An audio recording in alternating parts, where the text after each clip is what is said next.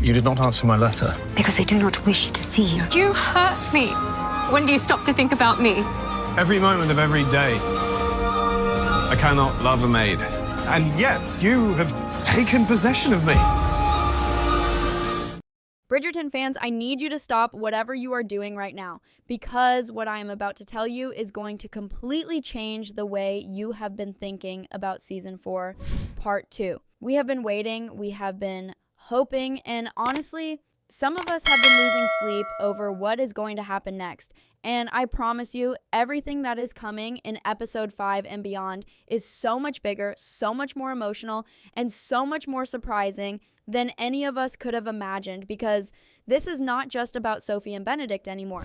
This is about every single Bridgerton finding their moment, their real, raw, heart-stopping moment. And trust me when I say this, by the time part 2 is done, you are going to feel things you were not prepared to feel. So if you are ready to find out everything that is coming, let's get into it. Sophie. Mr. Bridgerton, do you need something? No. I found it. Now, I have to be completely honest with you. Talking about Sophie and Benedict right now is genuinely painful for me. Because if you have been following along with Season 4, you already know that Benedict made what is honestly one of the most heartbreaking and disappointing decisions we have ever seen in the entire Bridgerton universe. He asked Sophie to be his mistress, and I know. Just hearing those words again stings, because we have watched these two people who are so clearly meant for each other build something so tender and so real, and then in one single moment, Benedict said something that shattered all of it. And the worst part, he genuinely thought he was offering her something good. He thought he was giving her the only option that made sense in a world that was designed to keep people like Sophie down. But Sophie, who has lived her entire life feeling the weight of being an illegitimate child, who has felt what it means to be seen as less than, to be treated as invisible, to be denied the things she deserved simply because of the circumstances of her birth, Sophie is never going to accept that offer. Not from Benedict, not from anyone, because she knows her worth even when the world around her refuses to see it. How else am I to be with a woman society has made it impossible for me to be with? And so what we are going to see as we move into episode 5 and throughout the whole of part 2 is a cold and painful distance between them. And I want you to understand just how heavy that distance is going to feel. Because this is not the kind of distance where two people are simply ignoring each other from across the room. This is the kind of distance that comes from love that has been hurt, from trust that has been cracked, from a connection so deep that the silence between them is actually louder than anything they could say out loud. Sophie is not angry in the way people get angry over small things. She is heartbroken in the way people get heartbroken when someone they truly believed in lets them down. And Benedict, on his side, is carrying something too. He is carrying the guilt of knowing he hurt her. He is carrying the confusion of a man who loves someone deeply but does not yet fully understand what that love is supposed to look like when it is real and when it is honest and when it asks something of him that is genuinely difficult and genuinely costly. And here is where the story becomes something truly special, because Benedict is going to reach a point where he simply cannot stay away anymore. The distance is going to become unbearable for him. And I want you to think about what that means in the context of the world these characters are living in. Because for a gentleman in that era, the idea of marrying a maid was not just unconventional. It was socially devastating. It meant being looked at differently by everyone in his circle. It meant doors closing. It meant whispers and judgment and a kind of social exile that could follow a family for generations. And the financial consequences were real too. The fortune, the stability, the comfort that the Bridgerton name carried. What is the love in the face of society? I've had quite enough of the demands of society. All of that could be put at serious risk. So when I tell you that Benedict is going to be willing to face all of that just to be with Sophie, I need you to really sit with that for a moment, because that is not a small thing. That is everything. And that is the moment where we finally see who Benedict Bridgerton really is underneath all of it. underneath the charm and the art and the easy smile and the way he has always floated a little outside the expectations placed on the rest of his family. Because the truth is, Benedict has always been the one who did not quite fit the mold. And in this moment, that quality that has always made him feel slightly out of place is the exact quality that makes him extraordinary. He is going to choose love over comfort. He is going to choose Sophie over safety.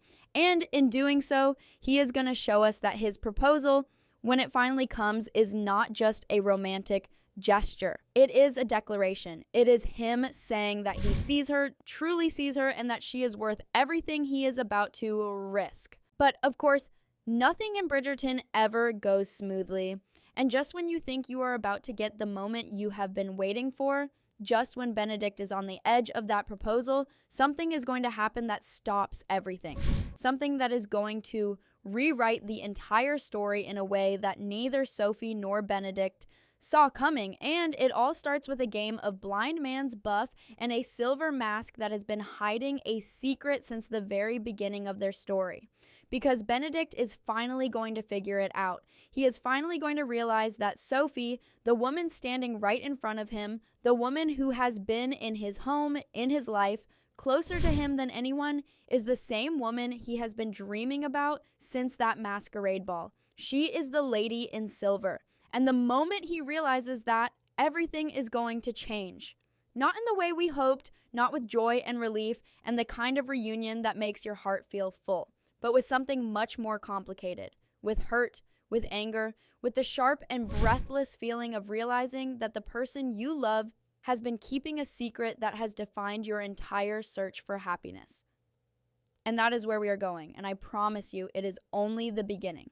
Now I want you to imagine this moment for a second, because I think we have all been so focused on wanting Benedict and Sophie to find their happy ending that we never really stopped to think about how the truth was going to come out. And the way it happens is so unexpected, so perfectly Bridgerton, that when you see it, you are going to feel everything all at once.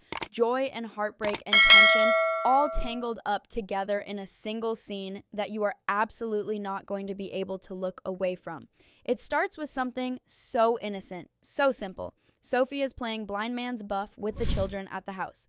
She has a cloth covering her eyes. She is laughing. She is fully in the moment, completely unguarded in a way that we have rarely seen her be throughout this entire season. And Benedict is watching her. And something shifts in him as he watches. Something clicks. Maybe it is the way she moves. Maybe it is the sound of her laugh. Maybe it is something so small and so specific that only a person who has been quietly in love with someone for a very long time would even notice. But in that moment, looking at Sophie with her eyes covered and her guard completely down, Benedict realizes the truth that has been sitting right in front of him this entire time.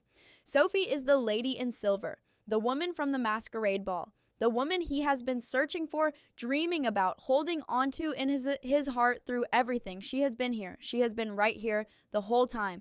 And I want you to think about what that realization feels like for him in that exact moment. Because your first instinct might be to imagine it as this beautiful, overwhelming rush of happiness, this sense of the universe finally clicking into place. And for a fraction of a second, maybe it is. Maybe there is a heartbeat where Benedict feels nothing but pure and absolute wonder at the fact that she found him, or rather that he found her without even knowing it. But then the other feelings come, and they come fast, because along with the wonder comes the hurt, along with the relief comes the anger, because Sophie knew. Sophie has known this entire time who she was to him and what she meant to him and how desperately he had been searching for the woman from that night. And she said nothing. She stood beside him, worked in his home, looked him in the eyes, and she said nothing. And I think this is actually one of the most important and most human moments in Sophie and Benedict's entire story. Because Benedict's reaction here is not the reaction of a man who does not care. It is the reaction of a man who cares so deeply that the weight of what he has just discovered is almost too much to carry. He is not cold because he has stopped loving her.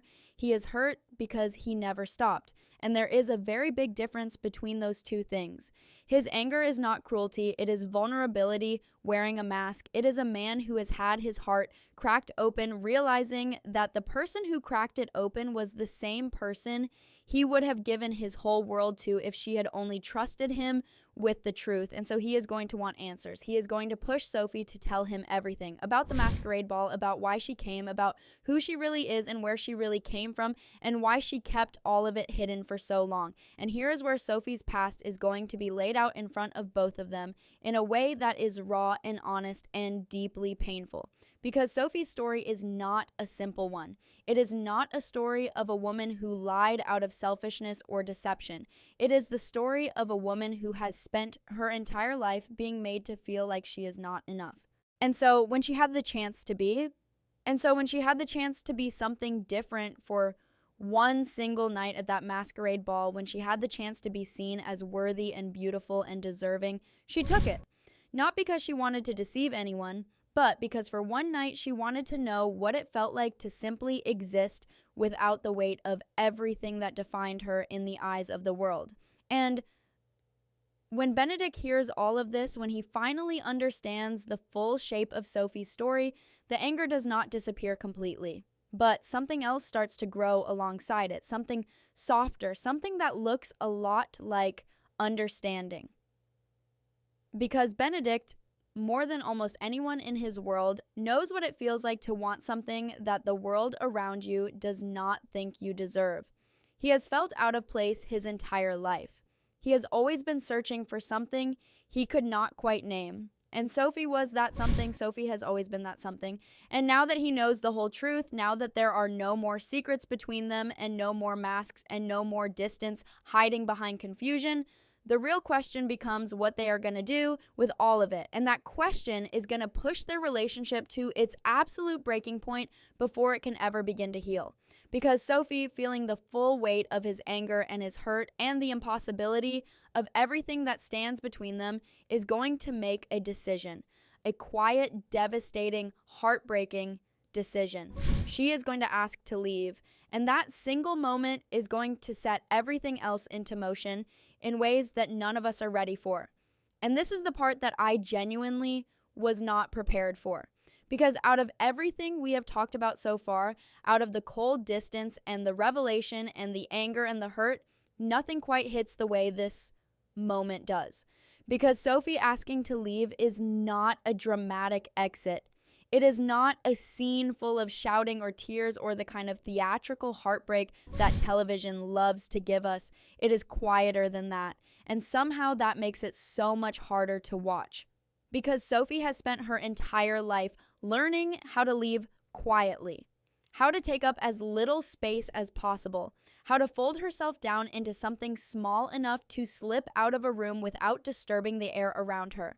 And in this moment, that is exactly what she tries to do. She tries to disappear, not out of weakness, but out of a kind of heartbroken dignity that is so deeply Sophie that it is almost impossible not to feel it in your chest. She goes to Violet, and I want you to think about what it takes for Sophie to do that. Because Violet Bridgerton is not just the lady of the house. She is warmth and wisdom and the kind of maternal love that Sophie has never truly had in her life. And going to Violet and asking for permission to leave is Sophie essentially saying goodbye to the closest thing to a real home she has ever known. It is her saying goodbye to safety and belonging and the quiet everyday moments that have meant more to her than she has ever been able to say out loud. And Violet knows all of this. Violet sees all of it written across Sophie's face without a single word needing to be spoken.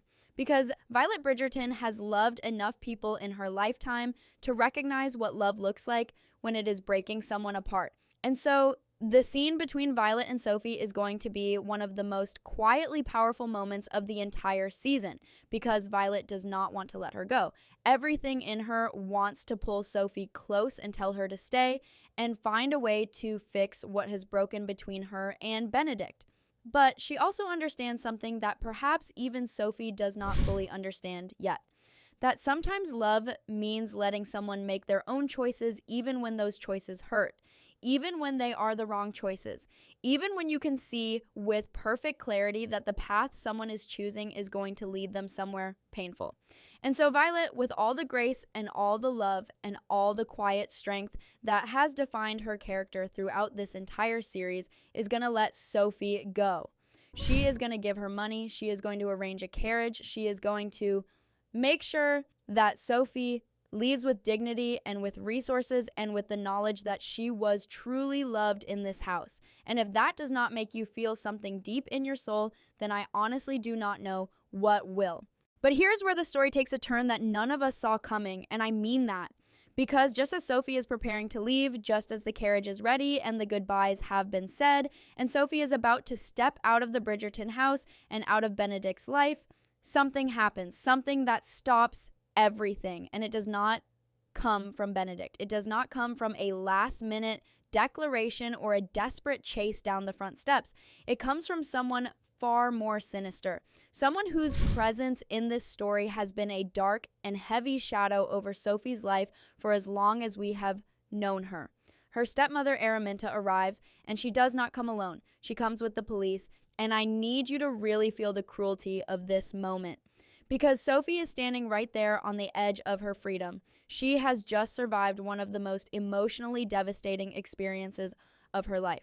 She has said her goodbyes, she has chosen to walk away with her head held high, and in the very second that she is about to step into something new, into a life of her own choosing, Araminta appears and accuses her of stealing. Specifically, she accuses Sophie of stealing a pair of shoe buckles. And just like that, Sophie's fragile attempt at a fresh start collapses completely. Because in that world, in that era, an accusation like that from a woman of Araminta standing against a woman of Sophie's position is not something that gets questioned or examined with any real fairness. It is something that gets acted upon immediately. And so Sophie, who has done nothing wrong, who has survived so much already, is arrested. Right there. In front of the Bridgerton house, in front of everything she was just trying to leave behind with some small measure of peace. And this moment is so important because it strips away every illusion of control that Sophie has been holding on to. Throughout this entire season, Sophie has been trying to navigate an impossible situation with as much grace and as much quiet strength as she could manage. She has been trying to make choices that protected her dignity, even when the world around her was making that incredibly difficult, and now even that is taken from her. She is not leaving on her own terms anymore.